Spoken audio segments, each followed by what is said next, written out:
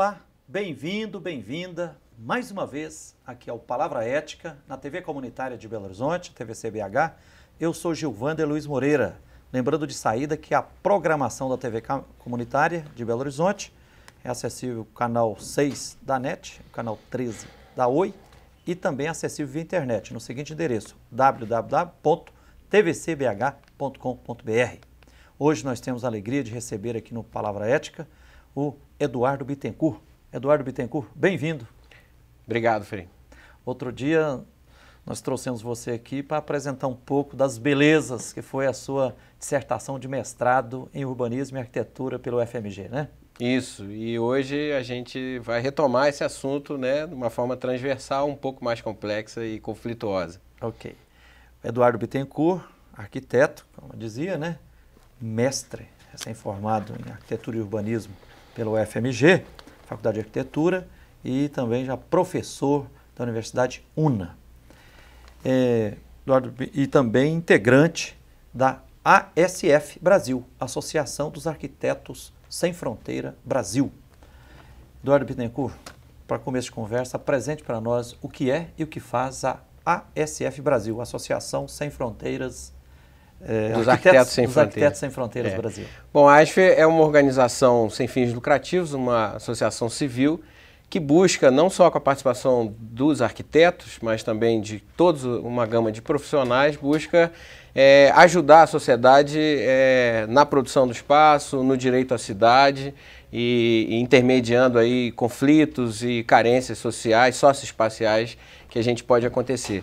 Ela foi reorganizada agora esse ano aqui no âmbito de Belo Horizonte e a gente tem atuado na assistência aos moradores de vilas e favelas e também aos moradores das ocupações urbanas. Quantos integrantes tem hoje, mais ou menos, na Associação dos Arquitetos Sem Fronteiras Brasil? Olha, como é uma associação flexível, né, sem um grau de institucionalidade, apesar de muito profissionalismo e conhecimento envolvido, o quadro é variável, mas nós temos aí pelo menos uns 40 profissionais, arquitetos, educadores, construtores, operários de várias classes sociais trabalhando nesse projeto junto aí para melhorar o espaço da cidade de Belo Horizonte, né? Professores e estudantes de várias universidades. Todos integrados de uma maneira horizontal, em que todos contribuem com a crítica, com o trabalho, né? Eu acho que esse é o projeto, né, que também tenta inspirar um modelo de cidade um pouco mais igualitário, menos de cima para baixo, né? Exatamente. É uma das alegrias, entre tantas, que nós nutrimos na luta pelos direitos fundamentais, por terra, moradia, direitos humanos, é ter a companhia dos arquitetos, né, que ajudam a gente, por exemplo, na questão das ocupações, a encaminhar a luta por moradia própria e digna numa perspectiva de construção ali de um bairro, né, de uma comunidade, um lugar bom de se viver.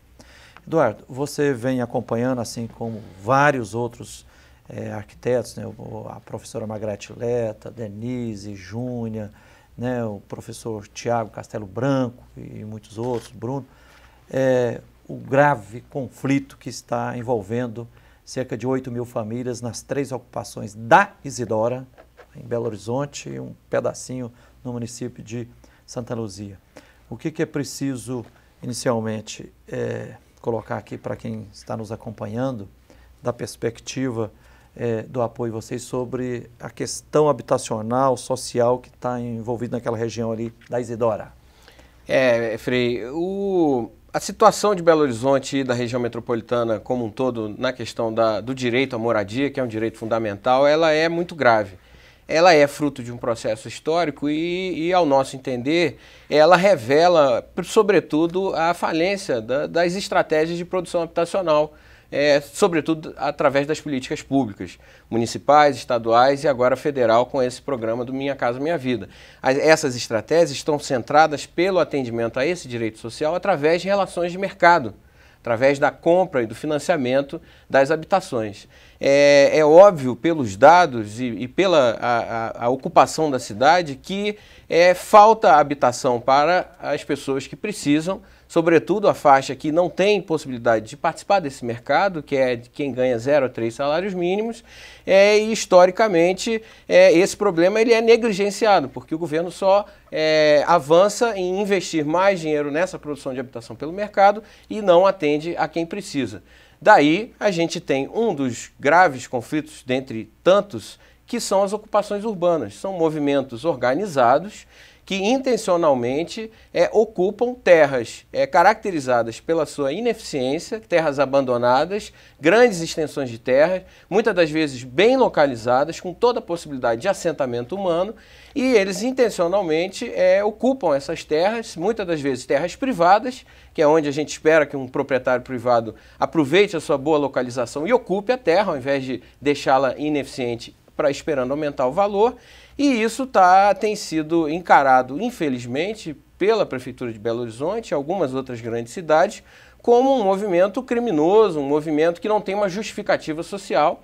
E acho que no caso específico aqui de Belo Horizonte, sobretudo através pela posição política e técnica da Companhia Urbanizadora de Belo Horizonte, que é a Urbel, responsável pela política no município, eles decidiram abandonar completamente essa questão. Tanto que temos participado das últimas mesas de negociações que sequer o órgão do município está presente, né? A negociação sobre esse conflito, no caso da Isidora, ela está acontecendo há quase 2 meses com a participação de entes da Justiça Estadual, do Ministério Público, até do Governo Federal, do Ministério das Cidades, mas sequer tem a presença do responsável por todo esse processo, que é o gestor da política habitacional, que é a Urbel, né? Exatamente, Eduardo. Então, nas 3 ocupações da região da Isidora, né? Rosa Leão, com cerca de 1.500 famílias, a ocupação Esperança, com cerca de 2.600 famílias, e a ocupação Vitória, com cerca de 4.500 famílias, no total, cerca de 8.000 famílias.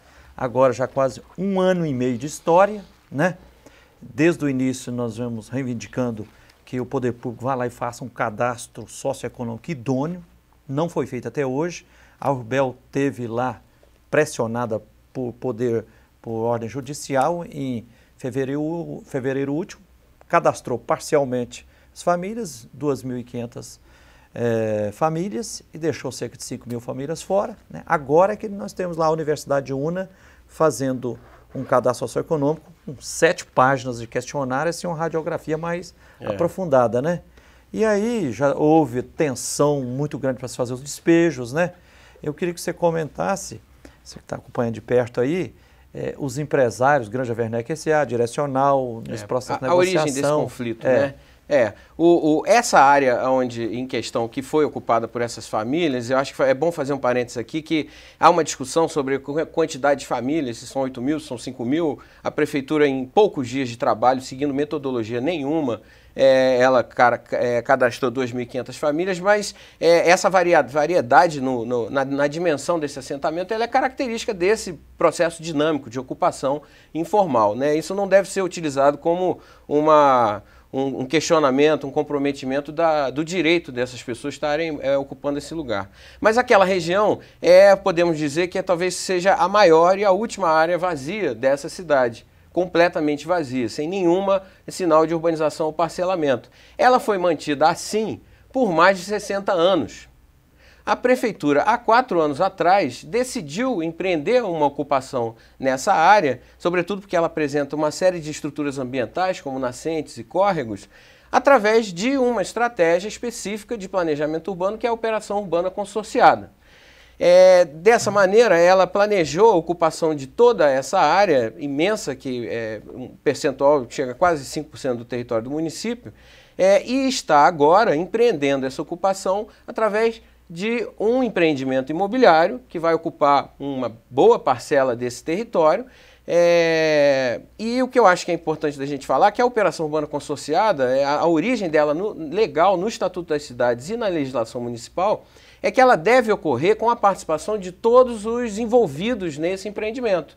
as partes interessadas, as partes afetadas, os moradores, os empreendedores, e não é isso que está acontecendo. A Prefeitura está corrompendo esse instrumento de planejamento e está implementando de uma maneira institucionalizada, administrativa. Ela avançou o licenciamento desse empreendimento, que é conhecido aí na mídia como Granja Werneck, que tem a expectativa de produzir em torno de 8 mil, 9 mil habitações. Essas habitações... Em predinhos, né? Numa tipologia única, verticalizada, agrupados em condomínios privados, né, em lotes que seriam privados, distribuídos através de avenidas, principalmente de avenidas, e separados entre de áreas verdes, que seriam a preservação das várias nascentes que tem no lugar. Né? É importante dizer que essas habitações vão ser encaminhadas, vão ser entregues à URBEL para que ela distribua pelas pessoas que estão aguardando as moradias da política habitacional. Então são famílias de 0 a 6 salários mínimos. Né? Inclusive esse é um argumento para que a URBEL defenda a remoção, a retirada desses moradores na área, porque vai produzir, né, tantas habitações para a política municipal de habitação. Mas aí eu retomo aquela minha fala no início, que esse enfrentamento quantitativo do problema da moradia, ele é um saco sem fundo. Ele é uma grande mentira que é contada e reproduzida e ela nunca vem com a sua resposta. Né? Você vai produzir 8 mil unidades habitacionais e nós temos quase 180 mil pessoas precisando de moradias, 180 mil famílias precisando de moradias. A própria Prefeitura reconhece o déficit habitacional atualmente em 65 mil famílias. Nos últimos 25 anos foram produzidas menos de 25 mil habitações. Então, se um movimento autônomo dos moradores e de ocupantes, mesmo que sejam de municípios vizinhos, decidiu dar finalidade, dar aproveitamento, dar função social para esse terreno que estava há 60 anos parado e está conseguindo empreender aí o assentamento de mais de 6 mil famílias, ainda que em condições precárias, improvisadas, acredito que seja um contrassenso qualquer juiz, qualquer pesquisador achar que a remoção dessas famílias e a substituição por projeto de arquitetura seja a solução social para esse grave conflito. Ok, Eduardo, o conflito social é grave, que está envolvendo essas 3 ocupações lá da Isidora, né? Em mais de um mês de tentativa de negociação, liderado por uma procuradora do Ministério Público, com as empresas, as comunidades das ocupações apresentaram várias propostas que não foram aceitas pelos empresários. Os empresários apresentaram uma proposta que foi rejeitada pelas ocupações e depois as ocupações apresentaram uma contraproposta. Queria, para ser bem didático, você que está participando desse processo aí, que você primeiro relatasse aqui qual foi a proposta que os empresários apresentaram para tentar resolver esse grave problema social. Eu não chamaria de proposta, né? Eu chamaria apenas, eles apresentaram um resto de terra da área que eles não vão ocupar no empreendimento deles, parte inclusive localiza... Granja Werneck S.A. e a Direcional, né? Isso, esse setor da operação urbana, né, que está sendo empreendido por essas empresas imobiliárias. Eles apresentaram 2 glebas pequenas que conseguem assentar, segundo o desenho deles, 640 famílias. E nós já sabemos que tem milhares de famílias. E áreas que já estão ocupadas lá. Parte desse terreno, que inclusive tem eles apresentaram um projeto de parcelamento que está completamente fora da lei, quase que desumano, assinado por um profissional técnico, um parcelamento para que a comunidade saísse do lugar de boa-fé e fosse para esse terreno que seria cedido em comodato. Só que esse terreno, em parte, ele já está ocupado, parte ele está em Santa Luzia, então envolve um outro ente público que não participou da discussão, e ainda a ocupação daquilo está feito com ruas de 2 metros de largura, eles estão oferecendo uma terra que é favela e que não cabe os moradores, não cabe sequer 10% dos moradores. Então isso não é uma proposta. Eles chegaram a argumentar que ofereceriam uma outra área em comodato, que eles não querem dizer qual que é a área, para que os demais moradores fossem para lá e ficassem aguardando uma solução habitacional do governo, né? Em síntese, essa área lá seria para acomodar cerca de 790 famílias, mas e as outras 6 ou 7 mil, né? Nós estamos hoje aqui no Palavra Ética entrevistando com muita alegria o professor Eduardo Bittencourt, arquiteto, mestre pela UFMG em Arquitetura e Urbanismo e também integrante da Associação dos Arquitetos Sem Fronteiras Brasil, né, e professor da UNA.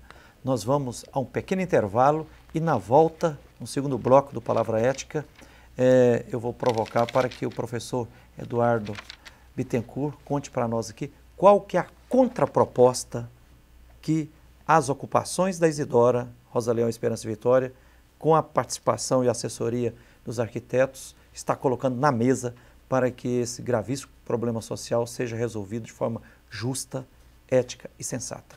Nós vamos a um pequeno intervalo e voltaremos já já.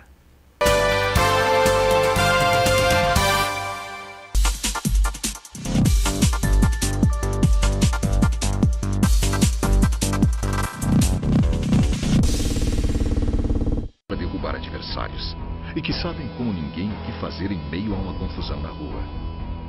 Aí a gente foge da briga. A sua vida vale mais que qualquer discussão. No Brasil, milhares de pessoas são mortas por impulso. Conte até 10. A raiva passa, a vida fica. Paz, essa é a atitude. Uma campanha do Conselho Nacional do Ministério Público e ENASP.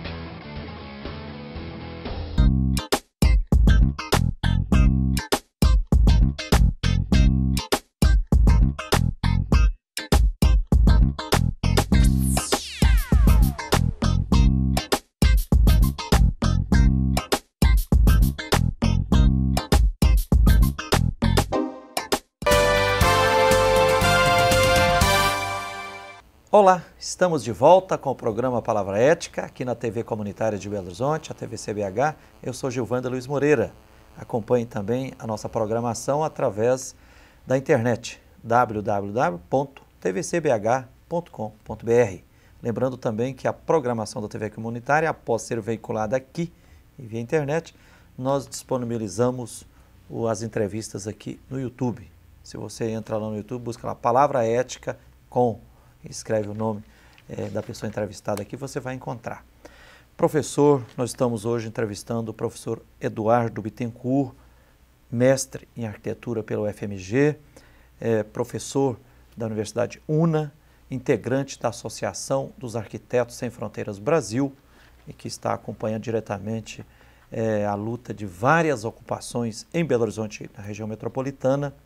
Mas, professor Eduardo Bittencourt, no final do primeiro bloco aqui, eu não sei qual que é mesmo a contraproposta que as ocupações da Isidora, Ocupação Rosa Leão, Ocupação Esperança, Ocupação Vitória, junto com os movimentos sociais, Brigadas Populares, MLB, Movimento de Luta nos Bairros, Vilas e Favelas e a Comissão Pastoral da Terra, claro, com a participação, assessoria de vocês, dos Arquitetos Sem Fronteira Brasil, está colocando na mesa para tentar a gente evitar a tragédia que é o despejo e chegarmos a uma solução justa e pacífica desse conflito grave.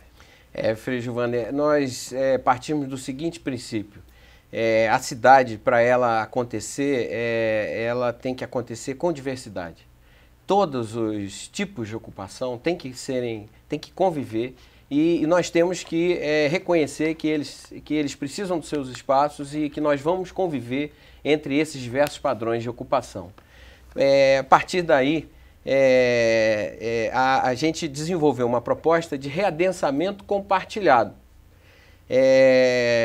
Partindo da iniciativa dos próprios moradores, dos próprios ocupantes. Foi em diálogo, conversando com... Em diálogo, foi uma sugestão deles, uma iniciativa deles, porque a nossa iniciativa inicial, técnica, era outra. Eles sugeriram que eles iriam desocupar a parte sul da ocupação, que é uma grande área, é a maior área territorialmente falando, Vitória, né? Da ocupação Vitória, abaixo de onde é o brejo ali do Córrego Vermelho e um muro de pedra histórico que tem ali. Eles iriam sair dali e liberar aquela área para a implementação de parte desse empreendimento imobiliário. Porque nós acreditamos que as ocupações têm que acontecer, os assentamentos informais eles existem, eles são uma solução, como a gente já falou na nossa outra entrevista, mas os empreendimentos imobiliários, sobretudo esse que a Prefeitura está defendendo, que vai atender uma parte das famílias que precisam da política habitacional, eles podem acontecer de uma forma coexistente. Então nós propusemos e elaboramos um desenho, um plano, em que os moradores que estão ocupando a parte sul da ocupação, eles iriam se realocar na área já adensada, que tem acesso ali pelo município de Santa Luzia, e a área liberada seria possível, assim, a implementação dos condomínios habitacionais do empreendimento Granja Werneck, né? Aí a gente até chegamos até a ouvir isso numa mesa de negociação. Poxa, mas aí então você vai deixar uma favela em volta do meu condomínio? Não. Vai virar favela se essa ocupação informal, esse bairro popular, ele não receber o apoio, a assistência e a gestão pública. Se o governo continuar abandonando esse, como abandona outros inúmeros bairros populares na região metropolitana, vai virar favela. Agora, se ele empreender a política municipal de habitação, aquilo vai virar um bairro popular, denso, residencial, e a coexistência desse condomínio, que já está indicado para uma população de baixa renda, com os moradores da ocupação informal, só tem a produzir frutos positivos. Porque uma ocupação, um bairro espontâneo, um bairro como uma favela bem urbanizada, ele é um ótimo padrão de ocupação para coexistir com um condomínio habitacional. Você tem muito pedestre, você tem comércio, você tem uma malha viária muito mais rica e densa do que o empreendedor imobiliário planejou, né? É claro que é preciso que a Urbel, sobretudo a Urbel, assuma aquele território remanescente depois da implementação do empreendimento Granja Werneck como uma zona de especial interesse social e promova as devidas urbanização, regularização e consolidação daquele lugar como um bairro popular, né? Só uma última coisa, a política, o Estado, o poder público e os empreendedores estão trabalhando ou gostariam de trabalhar como se aquela área de centenas de milhares de metros quadrados estivesse vazia. Mas ela não está mais vazia. Depois de 60 anos, ela foi ocupada há mais de 1 ano e meio por milhares de famílias. Não há como o poder público e até, sobretudo, o poder negar judiciário a realidade, né? Decidir, né, algo que não seja reconhecer essas famílias e avançar construindo um novo contrato, uma nova dinâmica na produção do espaço. Professor Eduardo, então, para que os nossos telespectadores entendam bem, porque assim, tem gente que diz assim, as ocupações se tornaram intransigentes porque não aceitaram a proposta das empresas, mas as ocupações estão dizendo, não, nós sempre estivemos e continuaremos a favor do diálogo, mas queremos uma negociação séria, idônea, né? O povo é pobre, mas não é bobo.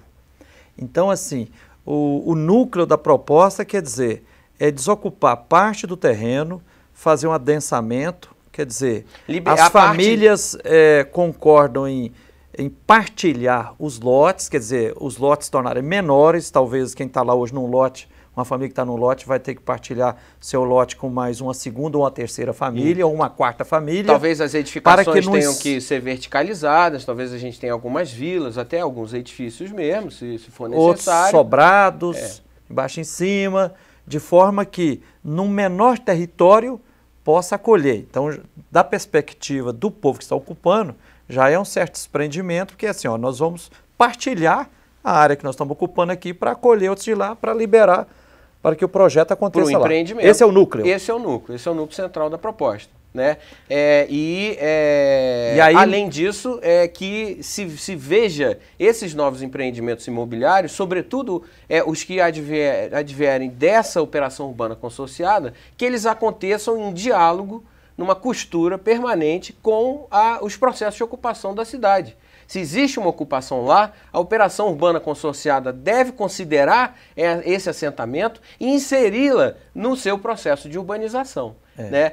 É importante também a gente colocar o seguinte, o plano da operação urbana consorciada, o governo pode alegar que parte dessa terra que os moradores ocuparam vai comprometer o equilíbrio financeiro ou até espacial da ocupação desse empreendimento, da operação do Isidoro. Mas a gente tem mais de 70% da área da operação urbana ainda está disponível para ser projetada, desenhada, ocupada, negociada. Então, o que está se mudando do plano inicial da prefeitura nesse setor chamado Granja Werneck pode ser redistribuído e compensado, como, por exemplo, áreas de creche, de posto de saúde que seriam construídos onde a ocupação está localizada. Isso pode ser compensado e inserido nos próximos setores da operação urbana consorciada. Infelizmente, o órgão responsável por esse processo, que não é a URBEL, é a Secretaria Municipal Adjunta de Planejamento Urbano, também não participa das mesas de negociações. E depois um outro princípio está sendo colocado aí, que é mais fácil e menos traumático mudar algumas coisas no atual projeto, que é mexer em papéis, do que passar o trator em cima de centenas, milhares de pessoas lá. Então essa realidade é inegável. E depois outro detalhe que a gente não precisa esquecer, que segundo as promotoras do Ministério Público da área dos Direitos Humanos, segundo as defensoras públicas da área dos Direitos Humanos, segundo os advogados do coletivo Margarida Alves, né, que estão acompanhando, o escritório de integração da PUC Minas, quer dizer, no processo judicial que envolve essas 3 ocupações, há uma série de irregularidades, de ilegalidades e inconstitucionalidades. Por exemplo, tem uma ação civil pública do Ministério Público que ainda não foi julgada, né? O Ministério Público também arguiu a suspeição da juíza Luzia Divina, que ordenou os despejos lá. E também lembrar também que tem regras e leis na Caixa Econômica Federal, no Ministério das Cidades, que diz que o governo federal, nem Ministério das Cidades, nem Caixa Econômica Federal, não pode assinar contrato para se fazer moradias populares onde se tem famílias morando ali ocupando. E assinaram em 27 de dezembro do ano passado, 2013, contrato sendo que tinha lá 8 mil famílias. Então tem uma série de irregularidades. Então precisa ter muita sensatez para que esse conflito seja superado de forma sensata e justa, né? Eu acho que a questão habitacional, a produção da cidade, sobretudo para a população pobre segregada, não pode ser uma questão judicial, não pode ser uma questão policial. Isso tem que ser uma questão social e temos que ter como protagonista da solução e da mediação desses conflitos o poder público municipal, porque pela Constituição Federal ele é o responsável pela solução e pelo acesso desse direito fundamental que é a moradia. A gente não pode abrir mão e nem aceitar informações onde não apareça o poder público municipal como protagonista nesse processo, né? Professor Eduardo, outro dia eu estava fazendo umas contas lá e conversando com muita gente.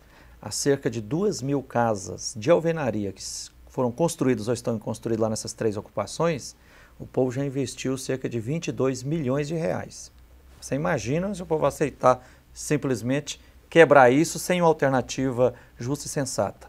Depois estavam fazendo as contas lá, há cerca de 8 mil famílias dessas 3 ocupações, Rosa Leão, Esperança e Vitória, em 1 ano e meio, se estivessem pagando aluguel, esse veneno que come no prato dos pobres diariamente, cerca de 400, 500, 600 reais, mais energia e água, em 1 ano e meio, as 8 mil famílias teriam um gasto de cerca de 80 milhões de reais.